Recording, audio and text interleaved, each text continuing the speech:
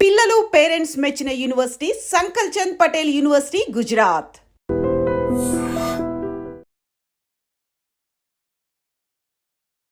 Hello everyone, welcome to I dream. This is anchor Lasya Reddy. So ఈ మధ్య కాలంలో చిన్నపిల్లల దగ్గర నుంచి పెద్దవాళ్ళ వరకు స్ట్రెస్ ఫీల్ అవుతున్నారు. చాలా సింపుల్గా స్ట్రెస్ అనుకుంటున్నాం, కానీ దాని వెనకాల బోల్డ్ అంత డిసీజెస్, బోల్డ్ అంత ప్రాబ్లమ్స్ దాక్కొని ఉన్నాయి. నిజంగానే క్రోనిక్ స్ట్రెస్ అంటే దీర్ఘకాలపు స్ట్రెస్ పడితే వచ్చే అనర్థాలు ఏమిటి, అసలు క్రోనిక్ స్ట్రెస్ని ఎలా తగ్గించుకోవాలి అనే విషయం చాలా క్లియర్గా ఎక్స్ప్లెయిన్ చేయడానికి వచ్చారు డాక్టర్ హరీష్ తినేటి గారు, spiritual healer and dentist.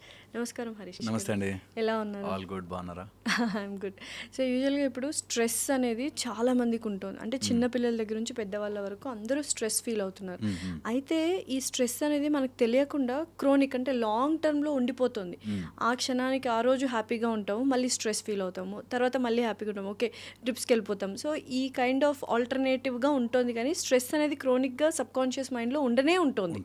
So ఈ క్రోనిక్ స్ట్రెస్ ఉండడం వల్ల బాడీలో ఎటువంటి చేంజెస్ వస్తాయి, నిజంగానే ఆ క్రోనిక్ స్ట్రెస్ ఉంటే దాన్ని ఎలా రిమూవ్ చేయాలి? ఓయా, హ్యాబిచువల్ స్ట్రెస్ అని వచ్చేసింది ఇప్పుడు. అంటే అలవాటైపోయిన స్ట్రెస్. అదే నిజంగా పడాలి కాబట్టి పడాలి స్ట్రెస్. ఇప్పుడు నేను టెన్షన్ పడాలి, ఎందుకురా టెన్షన్, సేమ్ అదే. ఏమైనా స్ట్రెస్ని చూడండి, అబ్జర్వ్ చేయండి, సేమ్ అవే ఉంటాయి. 10 ఏళ్ల నుంచి పడుతున్న స్ట్రెస్ని ఈ రోజు కూడా అదే అనుభవిస్తూ, బాక్స్ వద్దామా, తొందరగా వెళ్ళారా, స్కూల్ టైం అవుతుందా, ఇదే స్ట్రెస్. సేమ్ స్ట్రెస్ని 15 రోజుల కంటే ఎక్కువ భరించద్దు అంట. నేను రూల్ పెట్టుకోవాలి, 15 minutes 15 days రూల్ పెట్టుకోవాలి. ఓకే, క్రానిక్ స్ట్రెస్ రాకుండా. ఏదైనా ఆలోచన నాకు ఆన్సర్ రావట్లేదు అంటే 15 నిమిషాల తర్వాత డిలీట్ చేస్తా. ఏదైనా లైఫ్లో ప్రాబ్లము, స్ట్రెస్ కాజ్ చేసేది 15 రోజుల్లో ఆన్సర్ రావట్లేదంటే డిలీట్ చేస్తా అని రూల్ పెట్టుకుంటే స్ట్రెస్ నుంచి తప్పించుకోవచ్చు. క్రానిక్ స్ట్రెస్ ఉండడం వల్ల ఏం జరుగుతుందో ఒక్కసారి ఎవరికైనా అవగాహన చేసుకోవాలనుకుంటే మాత్రం ఇది జస్ట్ ఈ ప్రాసెస్ని అర్థం చేసుకోండి. మన మైండ్లో ప్రిమిటివ్ బ్రెయిన్ అని, అమిగ్డలా, లింబిక్ సిస్టమ్ ఉంటుంది. అది ప్రైమార్డియల్, ప్రిమిటివ్ అంటే యానిమలిస్టిక్గా మనని బతికించడం కోసం థ్రెట్ అనాలిసిస్ చేస్తూ ఉంటుంది మన బ్రెయిన్. Only threat. ఇక్కడ ఏ సిచ్యువేషన్స్ వల్ల డిఫెన్స్ మెకానిజం, డిఫెన్స్లోకి వెళ్ళిపోతుంది. అది థ్రెట్, నువ్వు బతకడానికి ఇది అవసరం అనేటట్టుగా తయారు చేస్తుంది. సో మనం కూడా ఆఫీస్కి టైంకి వెళ్ళకపోతే నువ్వు బతకలేవు అనేదంటూ అది ట్రిగర్ అవుతుంది. నువ్వు పిల్లలు ఇప్పుడు చదువుకోకపోతే, నువ్వు అరవకపోతే వాళ్ళు చెయ్యరు అనగానే అదొక నీ బేసిక్ ప్రిమిటివ్ బ్రెయిన్ని యాక్టివేట్ చేసేస్తుంది. ఇంకా అది బాడీ అంతా స్ట్రెస్గా తయారు చేస్తుంది. సో మనం ఏదైతే ప్రిమిటివ్ బ్రెయిన్ని యాక్టివేట్ చేసేస్తామో అది ఆ థ్రెట్ వెళ్ళిపోగానే ఆగిపోవాలి. ఒక టైగర్నో లయన్నో చూసాము, ఒకప్పుడు ఆది మానవులుగా ఉన్నప్పుడు టైగర్ లయన్ చూసాము, అప్పటికప్పుడు all the muscles are filled with blood and adrenaline system activate అయింది, అడ్రినలిన్ ప్రొడ్యూస్ అయింది, దానికోసం మనం ఫైట్ ఆర్ ఫ్లైట్ చేస్తాం. ఇప్పుడు ఆ 3 సీన్లు చేయడానికి లేదు. ఇంట్లో వాళ్ళే, నీ ఇంట్లో వాళ్ళనే, నీ పిల్లల్నే, నీ హస్బెండ్నే, నీ వైఫ్నే, ఆఫీస్లోనే ఫ్రెండ్స్నే, కొలీగ్స్నే, వాళ్ళనే థ్రెట్గా నీ బ్రెయిన్ భావిస్తోంది. అండ్ వాళ్ళు రోజూ కనిపిస్తున్నారు, ఆ స్విచ్ ఆనే ఉంటుంది. అది సమస్య ఇప్పుడు అందరికీ. ఏదైనా ప్రాబ్లం ఉన్నప్పుడు ఆ మనుషుల నుంచి దూరం అయిపోయినా, ఆ సిచ్యువేషన్ నుంచి దూరం అయిపోయినా బాగుంటుంది, కానీ ఆఫీస్లో ప్రాబ్లమ్స్, ఇంట్లో ప్రాబ్లమ్స్, ఈ రెండు తప్పించుకోలేదు, దూరం వెళ్ళలేము. సో అది స్విచ్ ఆన్ అయి ఉంటుంది. అడ్వాంటేజ్ ఏంటంటే మనుషులకున్న ప్రీ ఫ్రాంటల్ కార్టెక్స్ డెవలప్మెంట్ వల్ల నువ్వు విచక్షణతో ఆలోచించి అది థ్రెట్ కాదురా అని చెప్తే చాలు బ్రెయిన్కి, మన మైండ్కి this is not a threat అని చెప్తే చాలు. ఫర్ ఎగ్జాంపుల్, మనకి ఎవ్రీ ఇయర్ 2 crores ఇన్కమ్ వస్తుంది అనుకోండి, 10,000ది మనకి స్ట్రెస్ కాదు. నీ బ్రెయిన్కి ఆల్రెడీ 10,000 పోయాయంటే సర్లే అయ్యో అనిపిస్తుంది, సర్లే ఏముంది అని మనం బ్రెయిన్ ఎందుకు చెప్తుందంటే you are no more seeing it as a threat, even though that is a problem. 10,000 పోయినా కూడా పోయినట్టే, కానీ మనకు 2 కోట్లు వస్తున్నాయిలే, ఇదేముంది అని వదిలేయగలుగుతాం. లైఫ్ థ్రెటనింగ్ అయితే కాదు, లైఫ్ థ్రెటనింగ్ కాదు అనేది మన మైండ్కి మనం నమ్మించాం. ఓకే, సో అలాగా మన లైఫ్, మన బ్రెయిన్ని మనం నమ్మించగలిగితే that I'm not living in stress, ఎందుకు స్ట్రెస్ పడాలి దీనికి అని నమ్మించగలిగితే your body and brain will become peaceful. So అది మనం చెప్పుకుంటే చాలా, మనం ఇప్పుడు స్ట్రెస్ పడాల్సిన అవసరం లేదు, స్ట్రెస్ నమ్మడం చాలు. నమ్మాలి దట్ మనం చెప్పినా కూడా లోపల ఇన్హరెంట్గా స్ట్రెస్ ఉంది అనుకో, అది వస్తుంది. ఇప్పుడు కూడా మైండ్లో బోల్డ్ అని రన్ అవుతున్నాయి, మీతో మాట్లాడుతున్న స్ట్రెస్, ఆఫీస్కి టైంకి వచ్చామా, ఏదైనా ఇంటర్వ్యూ గెస్ట్ వ్యూస్ వెళ్తాయా లేదా, ఇవన్నీ రన్ అవుతుంటాయి. ఇది ప్రాసెస్ జరుగుతూనే ఉంటుంది కదా. ట్రూ. నేను అందుకే అంటాను, మనము లోపల ఇన్హరెంట్గా నమ్మాల్సిన అంటే నేను ఇక్కడ ఎంత ప్రాసెస్ చేసినా అయ్యేదైతే మారదు. ఇక్కడ ఎంతసేపు నేను టెన్షన్ పడ్డా సిచ్యువేషన్ అయితే మారలే. సో నేను ఆఫీస్కి టైంకి వెళ్తానా లేదా అని అక్కడ రోడ్డు మీద హార్న్ కొట్టే కంటే, రోడ్ ఖాళీగా ఉంటే పోతాం కదా ఎట్లాగో, అంతే. అక్కడ హార్న్ కొట్టినంత మాత్రాన మాయమైపోరు కదా అందరూ. అయ్యయ్యో మీరు వచ్చి హార్న్ కొట్టారా అండి అని ఎవడు రోడ్డు జరిపి మనకు దారి అయితే ఇవ్వడు కదా. ఎందుకు స్ట్రెస్? ఇది బాడీకి యాజ్ ఎ ప్రాక్టీస్ అలవాటు చేయాలి. ఓకే. సో దట్ అది క్రానిక్ స్ట్రెస్గా మారిపోయి, హ్యాబిచువల్ స్ట్రెస్గా మారిపోయి, అదొక టేప్ రికార్డర్లో మనకి నిరంతరము అదిగో థ్రెట్ అని బాడీలో కెమికల్స్ మొత్తం నింపేసి టాక్సిసిటీ తయారు చేస్తుంది. అది తయారు చేయడం వల్ల ఆ స్ట్రెస్ని తట్టుకోవడానికి కార్టిజోల్, స్టెరాయిడ్స్ బాడీ లోపలికి ఎక్కుతాయి. ఎండోజీనస్గా చాలా చాలా చేంజెస్ జరుగుతాయి. జరిగి లైఫ్లో స్లోగా హెవీ షుగర్ని అబ్జార్బ్ చేయడం తగ్గిపోతుంది. Because sugar is not getting absorbed, sugar levels పెరుగుతాయి. అండ్ దాన్ని తట్టుకోవడానికి బ్లడ్ వెజల్స్ అంతా టైట్ అయిపోతున్నాయి. అండ్ బ్లడ్ వెజల్స్లో ఇంటిమా అనే ఒక స్ట్రక్చర్, నువ్వు దీన్ని ప్రొటెక్ట్ చేయడం కోసం అని చెప్పి ఆల్ ద ఫ్యాట్ మనం తినదంతా దాని చుట్టూ చేర్చుకుంటుంది. అండ్ హార్ట్కి ఫస్ట్ సప్లై చేసే కొరోనరీ ఆర్టరీస్ అనేవి సన్న వెజల్స్ ఉంటాయి. అందులోకి వెళ్ళి అంతా ఇరుక్కుని హార్ట్ అటాక్స్ వస్తాయి, బీపీలు పెరుగుతాయి, ఇట్లా చాలా జరుగుతుంది. అబ్బా, సో ఇంత అనర్థాలు జరిగిపోతాయి మనకు తెలియకుండా స్ట్రెస్ పడుతున్నాం కాబట్టి క్రానిక్ స్ట్రెస్ వల్ల జరిగేది అది. ఎప్పుడైనా క్రానిక్ స్ట్రెస్ఫుల్ సిచ్యువేషన్ వస్తే take a deep breath, break it, ఆ ప్యాటర్న్ని బ్రేక్ చేసి ఏం కాలేదు అన్నట్టుగా మన మైండ్కి కనుక ట్యూన్ చేయగలిగితే, దాన్ని నేర్పించాలి బాడీకి. That if I take 3 breaths తీసుకున్నానంటే ఐఎమ్ సేఫ్ అండ్ ఫైన్ అని బాడీకి చెప్పడం. సో నిజంగా లాంగ్ బ్రెత్స్ తీసుకుంటే టెన్షన్లో ఉన్నప్పుడు, కోపంలో ఉన్నప్పుడు, ఏడుపు వస్తున్నప్పుడు, నెగిటివ్ ఎమోషన్స్ ఉన్నప్పుడు రిలీఫ్ అవుతుందా సార్? ఇమీడియట్గా బాడీ రిలీఫ్ అవుతుంది? అబ్సల్యూట్లీ అండి. బాక్స్డ్ బ్రీదింగ్ చేసి ట్రై చేసి చూడండి ఈసారి. ఫుల్ స్ట్రెస్ ఉన్నప్పుడు సో ఏంటి బాక్స్డ్ బ్రీతింగ్? బాక్స్ బ్రీదింగ్ అంటే సపోజ్ 4 చేయగలిగితే మనం 4 in, 4 hold, 4 exhale, 4 hold count. Okay. 1 2 3 4 మళ్ళీ hold 1 2 3 4 1 2 3 4 exhale 1 2 3 4 hold. Okay. Inhale hold, exhale hold. So ఇలా ఒక 3 cycles చేస్తే, అలా ఒక అట్లీస్ట్ 11 cycles ఆఫ్ మన బ్రీదింగ్ చేస్తే చాలా మటుకు రిలీఫ్ అవుతుంది. ఇంకా ఎవరైనా చేసుకోవాలనుకుంటే మౌత్తో వదలడం గాలి, inhale through nose, you feel lot of stress relief. Okay, ఇది ఒక ఆస్పెక్ట్. రెండో ఆస్పెక్ట్, మన మైండ్ ఒక పాయింట్ మీదకి టూ కాన్సన్ట్రేటెడ్ ఫోకస్ చేస్తే అంత యాక్టివిటీ ఫర్మ్ అయిపోతుంది. అందుకని ఆ ఫోకస్డ్గా చేయకుండా గివ్ బ్రేక్. అప్పుడప్పుడు స్క్రీన్నే చూస్తూ ఉన్నారు, కొంచెం అవుట్ సైడ్ సర్ఫేస్ని చూడడము, తర్వాత వేరే వేరే కలర్స్ చూడడము, చెట్లను చూడడము, కొంచెం మంచిగా మనకు అనిపించినవి చూడడం, ఇట్లా చేసిన బ్రేక్ వస్తుంది.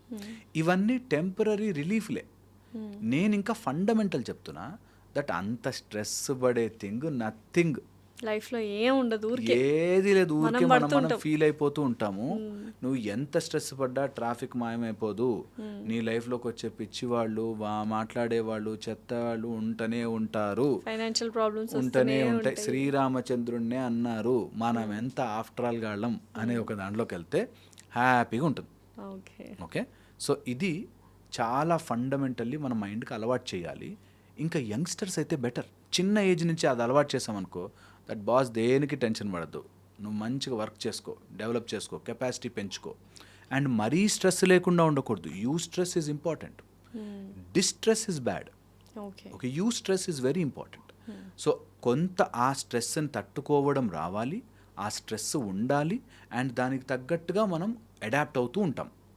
ఓకే, ఎవరైతే అయిపోయిన తర్వాత కూడా కంటిన్యూ చేస్తుంటారో అది క్రానిక్ స్ట్రెస్గా మారుతుంది. రోజు అవే ప్రెషర్స్, అవే ఇన్స్టిగేటర్స్ ఉంటే లైఫ్ థ్రెటనింగ్గా మారుతుంది. సో ఈ క్రానిక్ స్ట్రెస్ వల్ల బాడీ లోపల విషమయమైపోతుంది, మజిల్స్ అన్నీ టైట్ అయిపోతున్నాయి, your breathing pattern is shifting, your digestion is changing, నీకు బ్రెయిన్ లోపల వెళ్ళాల్సిన రియల్గా చేయాల్సిన సర్క్యులేషన్ ఆగిపోతుంది. దీనివల్ల మైండ్ అంతా జాస్ టైట్ అయిపోతాయి. ఇవి features. Clenching of jaws, tight పెట్టుకుని టీఎంజే దగ్గర జాయింట్ టైట్ అయిపోవడం. Okay, too much of disorganized thinking, ఎందుకు ఆలోచిస్తున్నానో తెలియకుండా డిసార్గనైజ్డ్ థింకింగ్, బ్యాక్ స్టిఫ్ అవ్వడం, షోల్డర్ స్టిఫ్ అవ్వడం, అండ్ రికరెంట్గా స్వీట్ తినాలి, ఏదైనా క్రేవింగ్లో ఉండాలి, తింటూ అనే ఫీలింగ్ రావడం, కూర్చున్న చోటు నుంచి లేవబుద్ధి కాకపోవడం, ఇవన్నీ శరీరంలోకి స్ట్రెస్ రూపంలో వచ్చేస్తాయి. అమ్మో! ఇన్ని ప్రాబ్లమ్స్ ఉన్నాయి. ఒక్క మాట మనకు మైండ్‌కి స్ట్రెస్ లేదు అని అనుకుంటూ స్ట్రెస్ లేకుండా తీసుకోకుండా ఉంటే బెటర్. జరిగే పనులు ఎలాగో జరుగుతుంటాయి. కానీ ఎందుకు చేయనివ్వదంటే బాడీకి చాలామందికి ఈ మాట అర్థం కావాలని చెప్తున్నాను. Whatever your body showing is a response to something else. పొట్టొచ్చిందంటే పొట్ట కాదు ప్రాబ్లం, ఏదో ప్రాబ్లం నుంచి నిన్ను కాపాడడానికి పొట్టొస్తుంది. ఓకే. ఆ ప్రాబ్లంని అర్థం చేసుకోవాలి. Obesity is not the problem. నిన్ను ఎందుకో దేని నుంచో కాపాడడానికి ఒబేస్ అయిపోతున్నావు నువ్వు. ఆ ఫండమెంటల్ పాయింట్ మిస్ అవ్వకూడదు. By for example stress levels ఎక్కువైనప్పుడు స్ట్రెస్ ఈటింగ్ చేస్తాం. సో ఆ స్ట్రెస్ ఈజ్ అ ప్రాబ్లం. ఆ ఈటింగ్ చేసినప్పుడు నీకు పొట్ట వస్తుంది. ఎగ్జాక్ట్లీ. ఆ పొట్ట సో చాలా మంది పొట్టను తగ్గించడానికి చూస్తారు, ఆ స్ట్రెస్ని అడ్రస్ చేయరు. True. That is the whole issue. నీకు బాడీలో షుగర్ లెవెల్స్ పెరుగుతున్నాయంటే షుగర్ లెవెల్స్ని తగ్గించడం కాదు, ఎందుకు షుగర్ లెవెల్స్ పెరుగుతున్నాయో ఈజ్ ద ప్రాబ్లం. ఒక రకంగా అన్నిటికీ స్ట్రెస్ ఏ ప్రాబ్లం అనుకుంటా కదా. చాలా మటుకు ఈ రోజుల్లో అయితే ఆల్ క్యాన్సర్స్ కూడా దాని నుంచి వస్తున్నాయని చెప్పి. సో స్ట్రెస్ అనేది మనం హ్యూమన్ మేడ్ స్ట్రెస్. ఏ జంతువులకి ఏముండ, ఒక డాగ్ స్ట్రెస్ అయిపోయాక ఇట్లా అంటది, మొత్తం అంతా షేక్ చేసేసుకుంటుంది, పారాసింపాథెటిక్ యాక్టివేషన్ అవుతుంది. మనం పారాసింపాథెటిక్ యాక్టివేషనే చేయము. We are always in that shell. ఎలా చేయాలి sir parasympathetic breathing? Deep breath 1, అంతే. Diaphragmatic breathing 2. డయాఫ్రమాటిక్ ఈ డొక్కలు అంటారు, అక్కడి నుంచి మనం డయాఫ్రమాటిక్ బ్రీదింగ్ చేసుకోవాలి. Early morning blue light, night time no blue light. ఇది ఒక చాలా ఈజీ మెథడ్. మార్నింగ్ సూర్యుడి పక్కనే ఉండే బ్లూ స్కైని చూడండి, night blue screens, blue filters after 7 ఆపేసేయండి. Okay, better. దాని తర్వాత వచ్చేసి good diet and good exercise. మనము వీఆర్ ఆల్ లోకోమోటరీ బీయింగ్స్. కదలాలి, వాక్ చెయ్యాలి, కూర్చునుండద్దు. కూర్చునుంటే రోగం. అంతగా కూర్చోవాలంటే సిట్ ఇన్ స్క్వాట్. మొత్తం కాళ్ళు కింద పెట్టి ఊళ్ళలో కూర్చుంటారు అట్లా కూర్చోవాలి, పోస్చర్లో కూర్చోవాలి. అట్లా కూర్చుంటేనే, మలాసనంలో కూర్చున్నప్పుడే నీకు తెలుస్తుంది నువ్వు నిజంగా నీ స్ట్రెంగ్త్ అది. దాన్ని మనం మిస్ చేసి అసలు we are not design to sit like this. చైర్లలో ఇలా కూర్చోవడానికి డిజైన్ కాదు మనం. ఓకే, బట్ అలా తయారైపోయాము. ఓకే, సో దట్ వే మన స్పైనల్ కార్డ్ కానీ మన మస్కులర్ స్ట్రక్చర్ని కానీ మనం డ్యామేజ్ చేస్తూ పోతున్నాం. ఓకే, సో నేనేమంటానంటే వీటన్నిటికీ అడాప్ట్ అవుతూ అన్ని మానేలు. ఇప్పుడు చైర్లో అయితే బయటకి విసిరేయలేం కదా, ఇంట్లో అయితే కూర్చొని అయితే వర్క్ చేసుకోలేము. అందుకని యూ హ్యావ్ టు మిగతా టైంలో బాడీని ఫిట్ పెట్టుకోవాలి. ఒక 21 సూర్య నమస్కారాలు ఎవ్రీడే చేయండి, compulsory. Make it a habit. 21 సూర్య నమస్కారాలు ఎవ్రీడే.